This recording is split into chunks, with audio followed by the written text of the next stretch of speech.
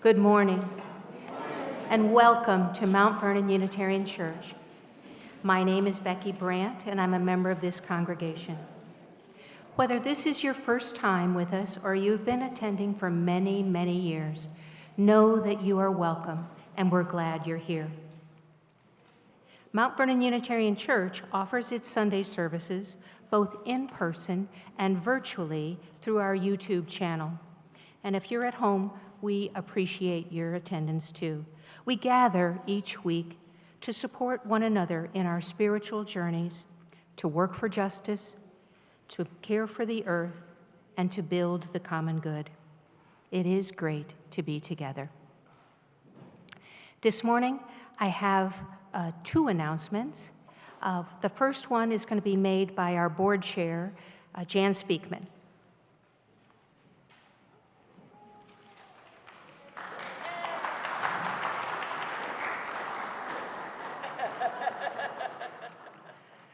Good morning, everyone. As Becky said, I'm Jan Speakman, Chair of the Board of Trustees, and we're inviting all members to a special congregational meeting on August 24, that's 2 weeks from today. At that time, we will present two motions for a vote. One is to enable the board to repair and replace the Holland Hall HVAC system using endowment funds, and the other is to enable us to ordain Ebony Peace.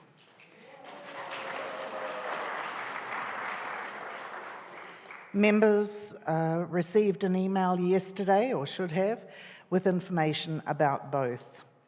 We allow proxy votes by those who will not be able to attend this meeting, and please have yourself and your proxy email me to register.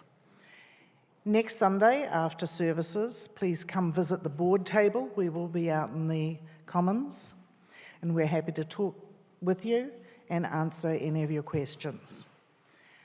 On Wednesday, August 20, the Wednesday before the vote, we will hold an informational meeting, as we do for budget, in the Commons and also on Zoom, and for those who would like to take part of either of the motions, clarify it.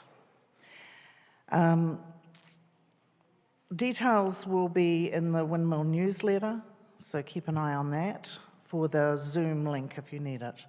You can also contact us in writing or by phone if you cannot make this meeting but still have questions.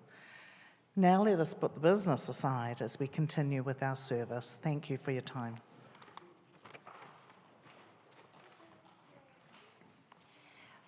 My second announcement this morning, or the second announcement, is that our developmental minister, Reverend Dave Clemens, has started his tenure as of August 1st, and he's here this morning, and he would like to say a few words. He's here somewhere. Oh, there he is.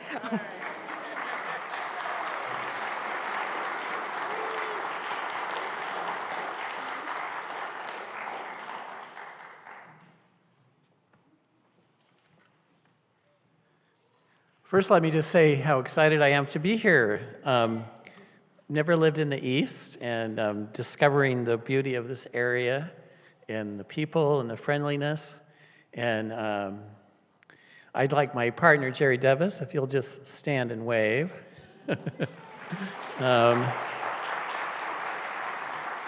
He's my wonderful support. He maintains a foundation in the Cleveland area, so he'll be kind of coming and sometimes and back and forth, but I'm really grateful for his support.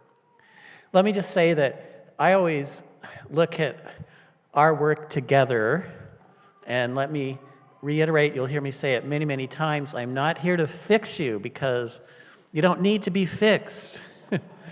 And I'm not here to save you because you don't need to be saved. But what I am here is to engage you with each other, and to engage you with our faith. And so I invite you on this journey together as we learn how to work together in collaboration and making this a place that you can say, wow, this is great, and people come and want to be a part of what you have. I take ministry very serious, And I just welcome the opportunity to get to know each of you. If you want to meet with me, contact Tammy. She knows my schedule better than I do. And she will put you in. But just let me say, I'm just happy to be here and look forward to getting to know each of you and in doing the work together. So thank you.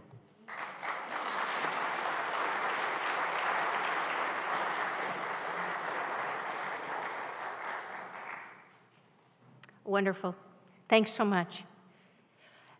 And now, please, I remind you to continue to look to your emails, phones, and the website for continued updates about worship and other church happenings. And know if you are ever in need, your church staff is an email or phone call away. I invite you now to take a deep breath as we enter into this time of worship.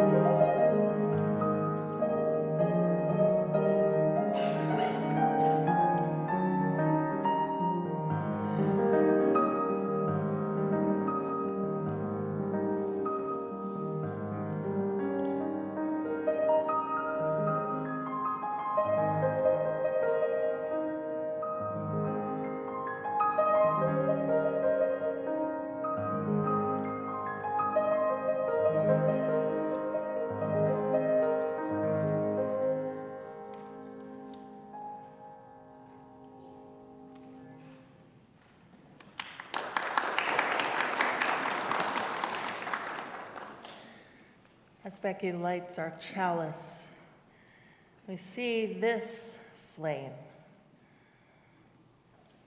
We hope. Yes, this flame that, as Gretchen Haley says, reminds us that there is nothing you need to bring with you to be welcome here. You don't need to be perfect or even halfway to belong in this circle where grace meets us where it found us, but does not leave us as it found us. Where love resides in each of us, yet is somehow more than all. Where life still pulses and rages and heals and transforms, creating us and this day anew once again. So come, let us worship together. I invite you to rise in body and spirit to sing 128 for all that is our life and remain standing for our covenant.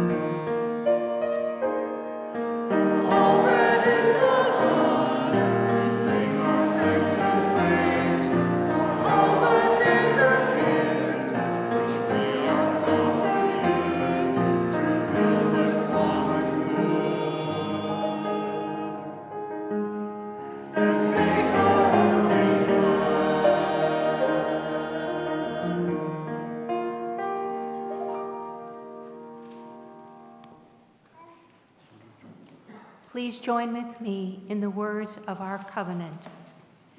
Love is the teaching of this church. The quest of truth is its daily task, and service is its prayer.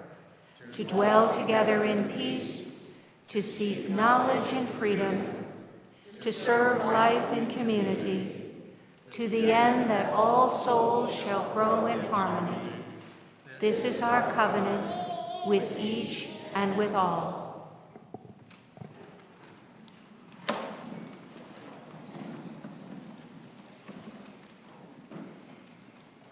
We come now to our offertory.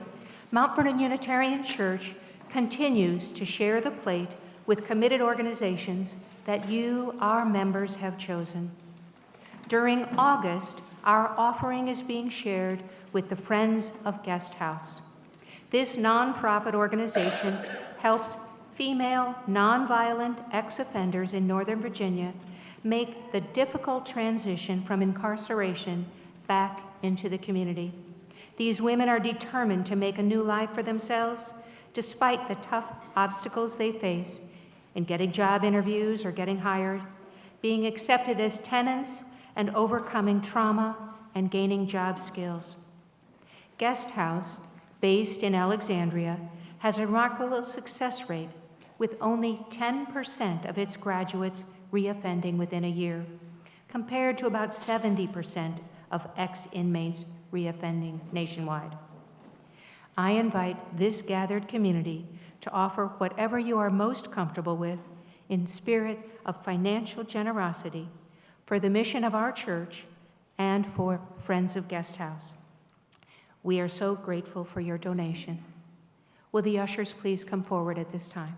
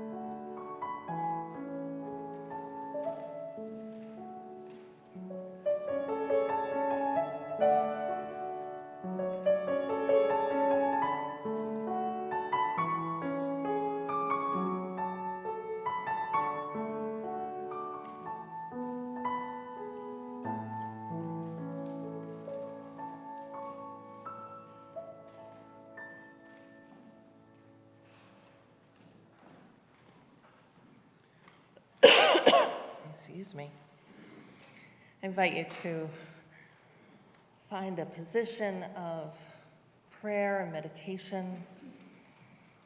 You can be present to yourself. As I share this prayer from my MVUC. May you close your eyes and look at yourself over there on the other side of all of this, almost in focus, calling your name. May you recognize that you've been this new you all along. This you who is chock full of change, this you who is packed with potential, this you has been tapping one foot, patiently waiting for you to catch up. May you marvel at how strength stretches when you give it room to grow. May you once away when you call it out by name. May you gawk at how generosity begets itself when you get over yourself and give what you've got. May you wow yourself with non-judgmental compassion by simply stepping outside and accepting the open air. May you never hide from the hunger. May you never deny the drudgery. May you never ignore the abundance of annoying angst. May you never reject the real. But while you accept the challenge of life as it is, may you reach out across the distance, one hand extended to that old you, motioning for you to follow. The other hand extended to that new you who is coaxing you forward. And may the you who is here now, ready and weary, fall in love with the quirky chaos you've been. Fall in love with the eager explorer you are. Fall in love with the vibrant vision you will become. Open your eyes and keep moving. Amen. Let us continue our time of meditation with our hymn 352, Find a Stillness.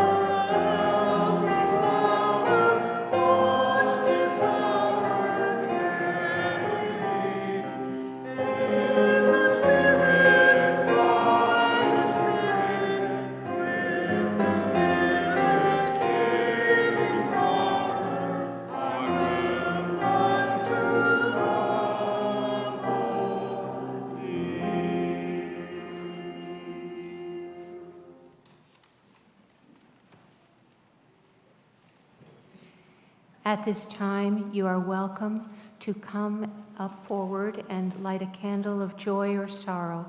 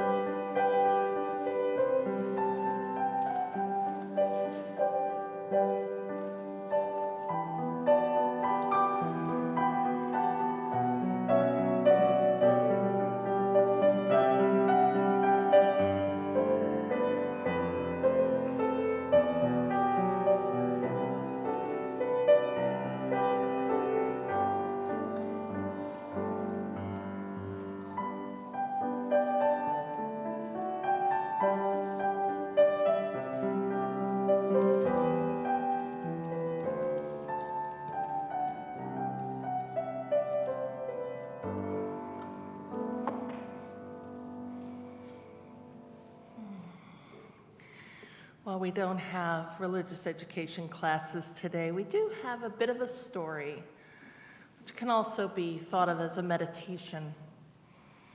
I want you to close your eyes and imagine who or what might be speaking to you in this story. Is it a parent, the earth, the universe, God, or something else? And imagine who you are in this story as you hear these words. The story is called Becoming Me by Martin Borison. Once upon a time, I was. There was no one who knew that I was, but I was. I like to make myself into different shapes. Everywhere I looked, there was only me. I must be very big. I played by myself for ages. Then I started to get lonely. I wanted somebody else to play with, somebody who wasn't me. So I took a deep breath, gathered all my strength together, and squeezed really hard. I started to feel dizzy. It felt like I was falling. And then all of a sudden, in a big burst, I became something else. This was so much fun. I did it again and again, lots of different ways. I do it all the time now. I can become all kinds of things. Things that grow, or swim, or crawl, or fly, and run. One day, I squeezed extra hard. I pushed, and I pushed, and I pushed. And all of a sudden, I became you. What is this thing I made? Only one moment ago, I was so big, and now I'm so little. It's like I'm wrapped up in love. But as soon as I become you, you forget that you're me. In time, you forget all about me. Every so often, you wonder who you are. And I am right here reminding you. I like it best when you discover me and we play together, you and I. And sometimes you realize that you are me. Sometimes you forget that everything else is me too. But even then, I still love you, little me. And with one more breath, you may open your eyes and return to the room.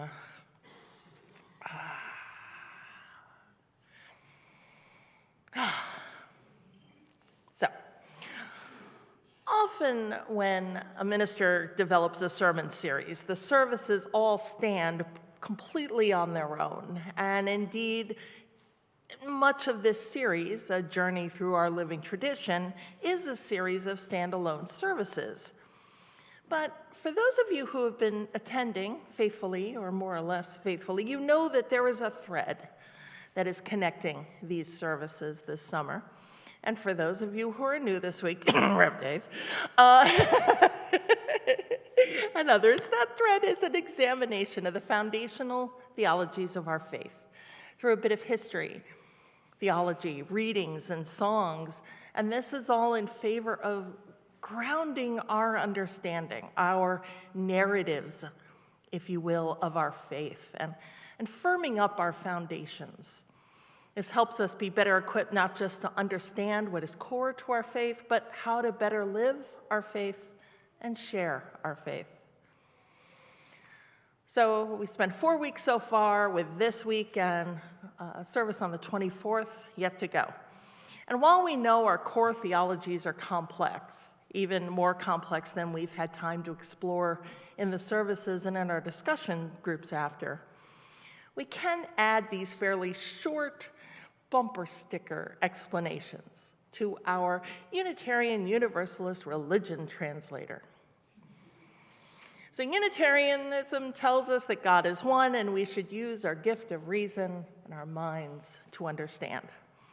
Universalism tells us that God is love, and what matters most is not the afterlife, but what happens here on earth, so we should love the hell out of this world. Transcendentalism tells us that God is in everyone and everything, and our direct experience best informs our connections to our spirits and each other. And humanism tells us that whatever we might believe in God or the supernatural or not doesn't matter, because what is most important is prioritizing human potential and the common good. So, that was our previously on. We're firmly in the 20th century now. We spent a lot of time in the 19th century. It's really nice to be in the 20th century. And things are about to get interesting. To set the historical stage, while the humanists are gathering to form an organization and write a manifesto that is in part a reaction to fundamentalism, nationalism, fascism, war, the Great Depression, and a new wave of existential and nihilistic philosophies, the physicists and the mathematicians are breaking science wide open. Einstein has developed his general theory of relativity, and quantum mechanics is becoming extremely useful, not just in explaining how the universe works, but also leading to some practical uses, some of which, of course, we know to be destructive. But that's another story. Now, this moment is important because among the people working with these scientific and mathematical ideas is a man named Alfred North Whitehead. He's a British mathematician who was fascinated with Einstein's work in quantum physics, where we see that everything is in motion. Everything from the biggest bodies of mass to the tiniest quark moves. It turns out that everything we thought was fixed, stable, and solid is actually vibrating, changing, and shifting. And more, it was clear that everything is in relationship and depends on those relationships for the vibrations and the change and the movement. Whitehead realized this didn't just apply to the physical world, but to the metaphysical world as well, and he developed a philosophy that proposed that events, not matter, are the discrete base of reality. Essentially, the core of Whitehead's philosophy is, if it seems static, don't trust it. Soon, process philosophy finds a home in theological circles, because that has happened a lot already, as we've seen, right? Charles Hartshorne and John Cobb realized that if everything was an ever-changing event, then maybe God and all of creation was equally ever-changing and in relationship. Instead of an immutable God above us, creating the rules of nature but not being involved in nature, this God is as immutable as the quark, as once a vibration and a particle. This idea of God, like us, is always being created, always creating, is always happening. This God, like us, is eternally becoming. And like us, this God can't be defined as any one thing and is in everything. Now, the mechanics of process theology, much like any theology really, gets really in the weeds of the kind of academic speak that makes me glad that I only had to take one course in systematic theology, and perhaps even more so, glad that I am a minister and not a quantum physicist. But if process teaching teaches us anything, it's not the words on the page that matter anyway. It's in the doing, the living, the relating. So let's look at some words on the page. I'm going to invite you in the great hymnal to turn to number 6, just as long as I have breath. Now, you can see the words on the page and the music notation, right? Some of you know this hymn and may already have it kind of running through your head, but to others, it's unfamiliar.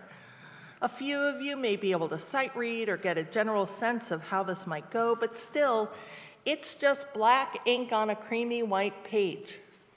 We can talk about the notation and text all day long, but in the end, it's academic. Now watch what happens when Dr. Wang plays the introductory measures.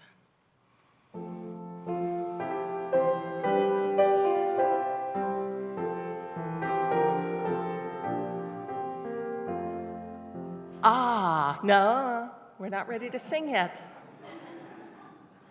We're not ready to sing yet, because something happened, right? We turned ink into sound. Something's beginning to change. You gain a sense of the music, its key, its rhythm, its tempo, but also something else, maybe inviting.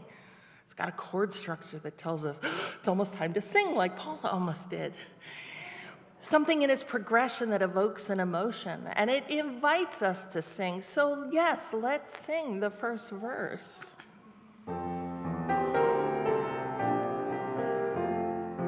Just as long as I have breath, I must answer yes to life.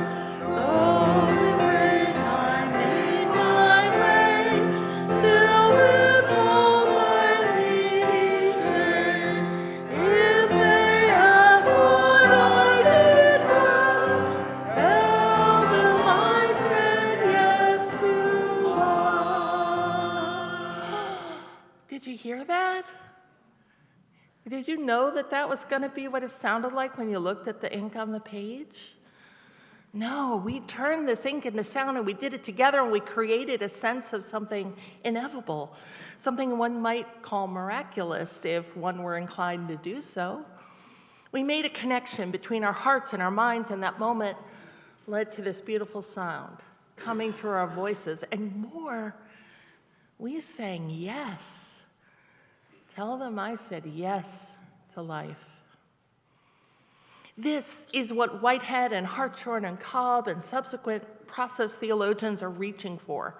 The thing isn't matter, it's what happens in the moments between, in the creating, in the doing, in the relationship between mind and heart, between you and another person, between sound and silence. What matters is in the process. Process tells us that all things are in deep relationship to one another. Every moment that we engage with each other in the world, we change. The world changes, and that mystery beyond us, the universe, the collective unconscious, the infinite all, the divine, God, that changes too, because we are in deep relationship to the universe and it with us. Everything living is always becoming. In process thought, time isn't linear either, and this is kind of cool.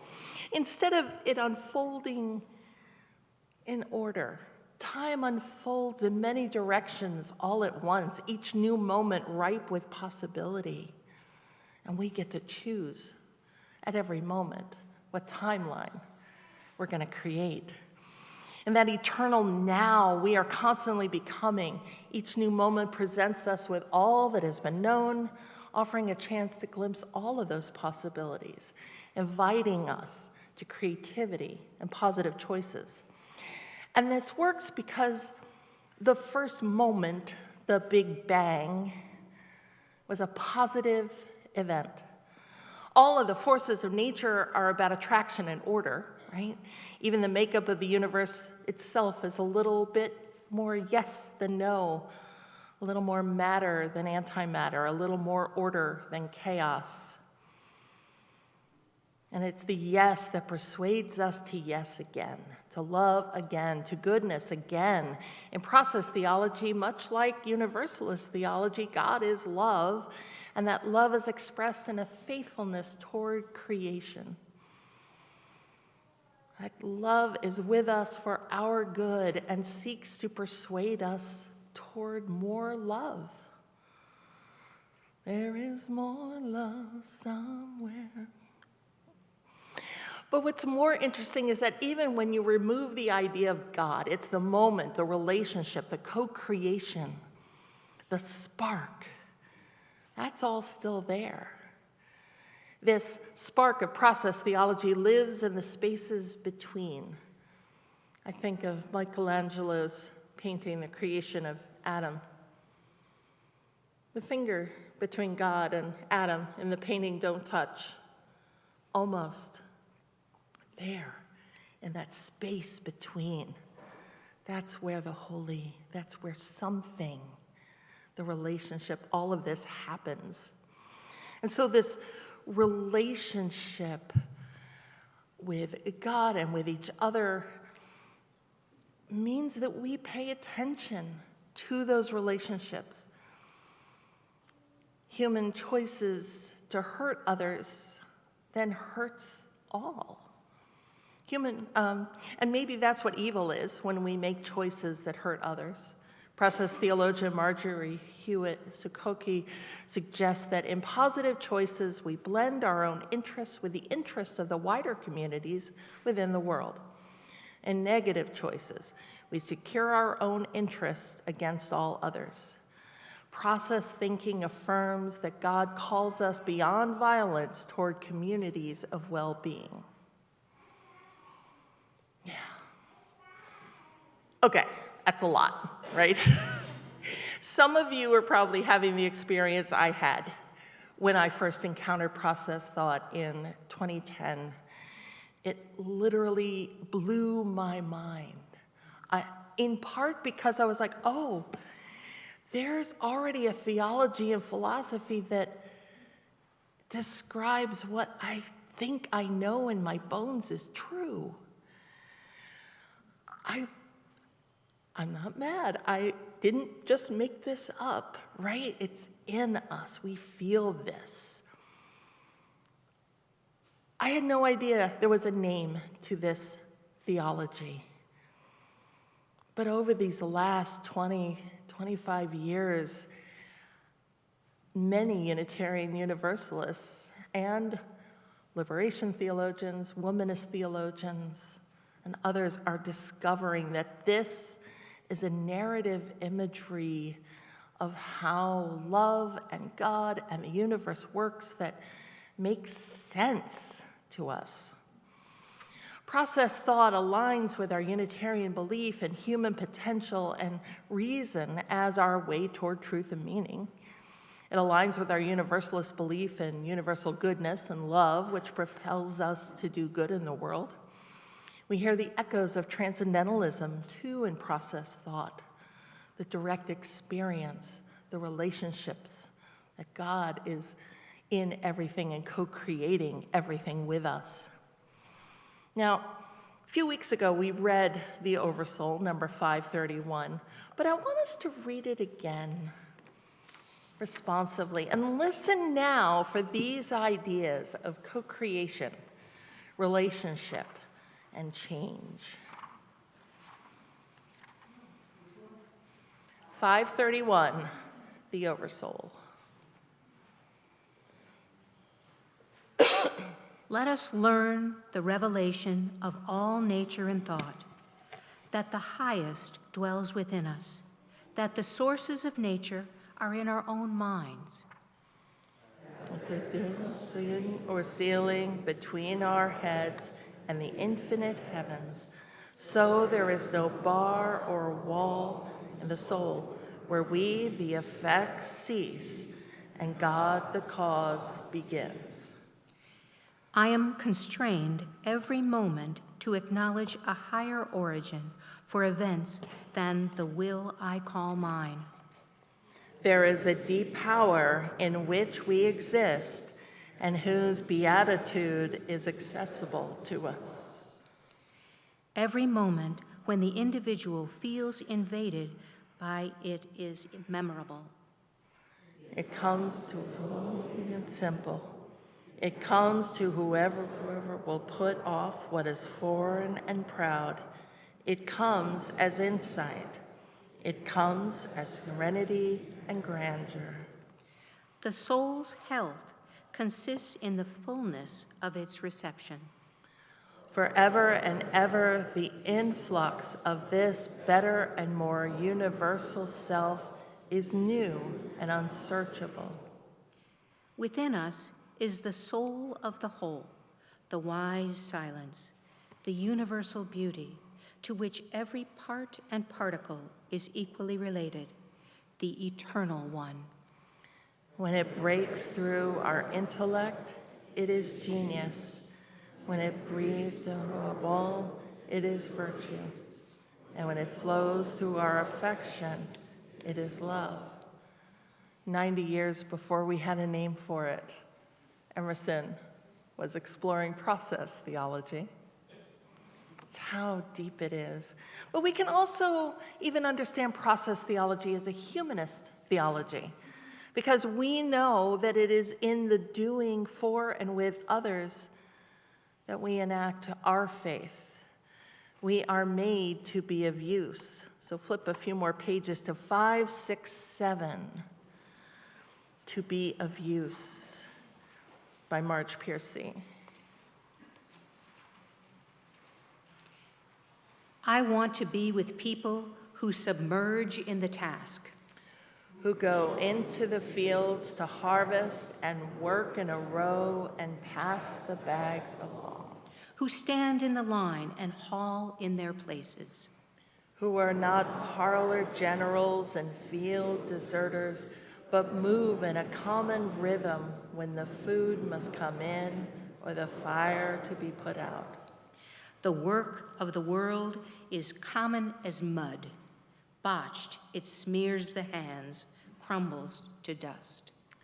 But the thing worth doing well done has a shape that satisfies, clean and evident.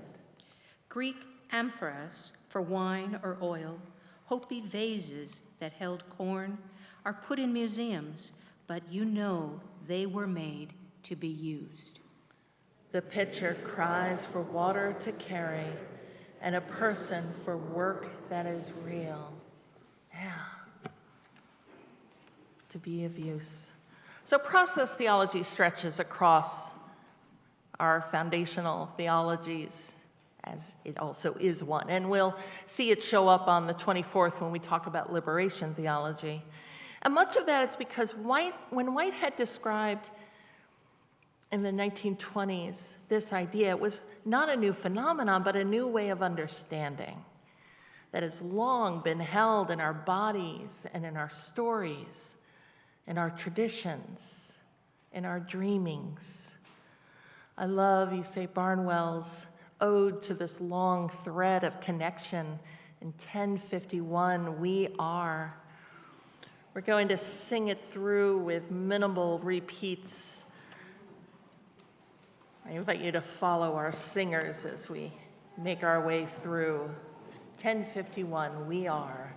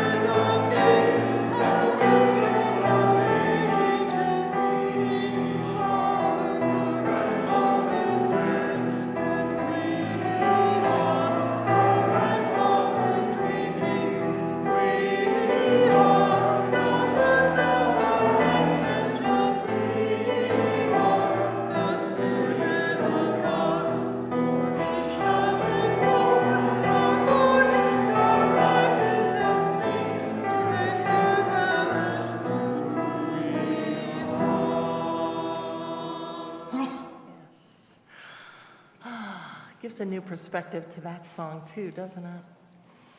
Now, I will say that often process theology is told in big picture terms, how the makeup of the universe tells us what is the most important thing. It's co-creating, relationship, vibrating. But I find that there's an intimacy in process thought. After all, it's inspired by cork, this incredibly, almost imperceptible thing. It's so small enough to fit into our personal lives, our tender hearts, our sometimes fragile sense of belonging and purpose. If the universe is so big and we are so small, do we even matter? Process tells me that every moment that we are creating and changing and affecting change, we are creating, changing, and affecting change, not only with other people, but in ourselves. And we can sing together a gentle song that activates those moments inside us and among us to affirm goodness and care and connection and purpose. So let us sing 1053, Libby Roderick's gorgeous song, How Could Anyone? We could sing this forever, but we'll just do one time through.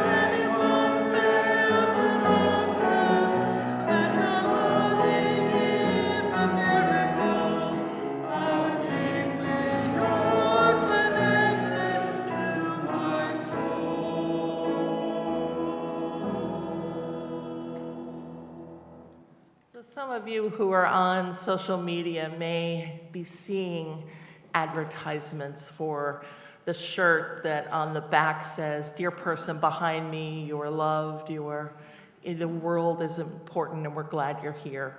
Thanks, the person in front of you." I'm paraphrasing what the words are because I can't remember them. I didn't write it down, but I was thinking as we were singing this, that I love the stories of people say, that shirt saved me by seeing it on somebody else, but mostly I love the stories of the people wearing them who find that the shirt, this message, saves them too. So it's a reminder that the ways in which process theology works, or the way that relationship works, it's never a one way. I give to you, but I'm also giving to myself.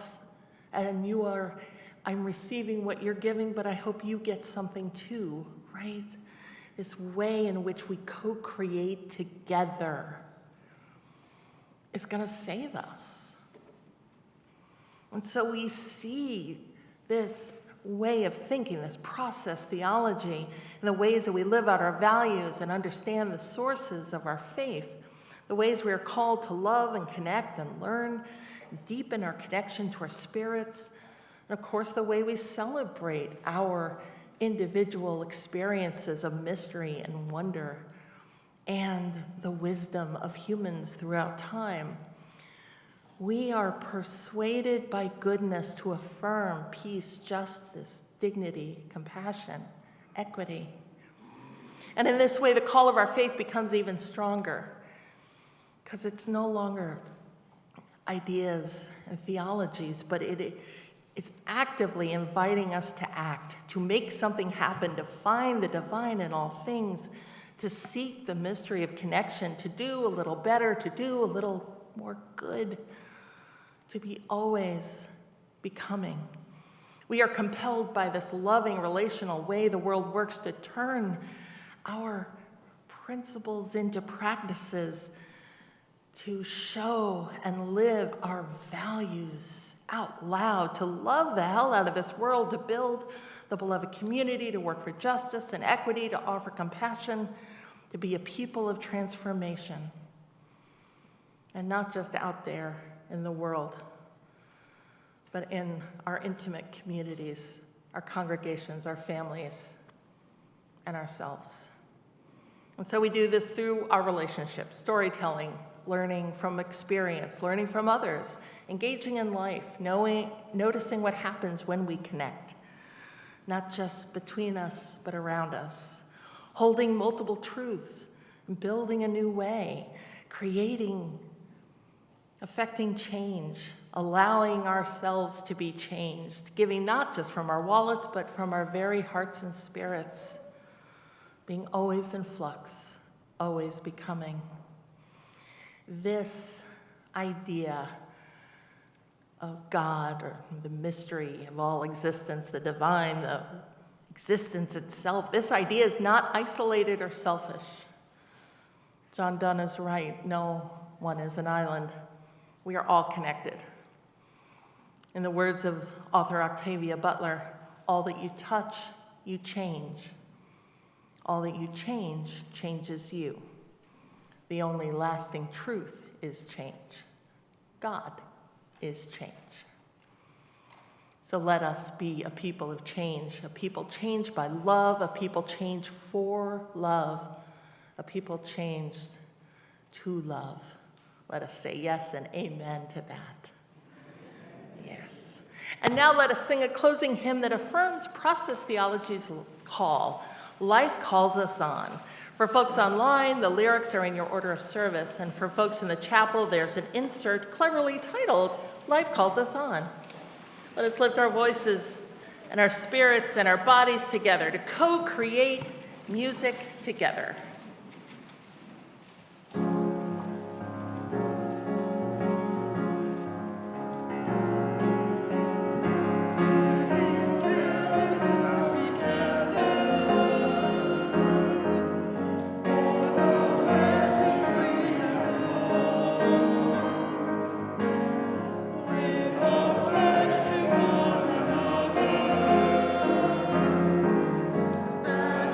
Turn in our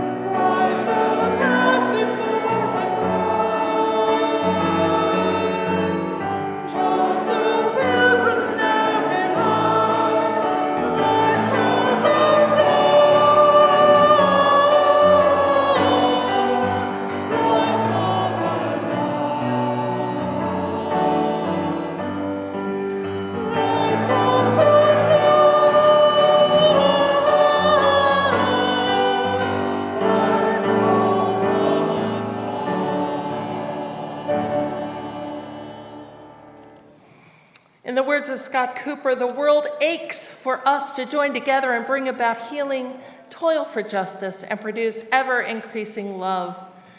This is our calling. Go forth and act accordingly. You may be seated as we extend. And please join me in the words we use each week to extinguish our chalice. We extinguish this flame, but not the light of truth, the warmth of community, or the fire of commitment.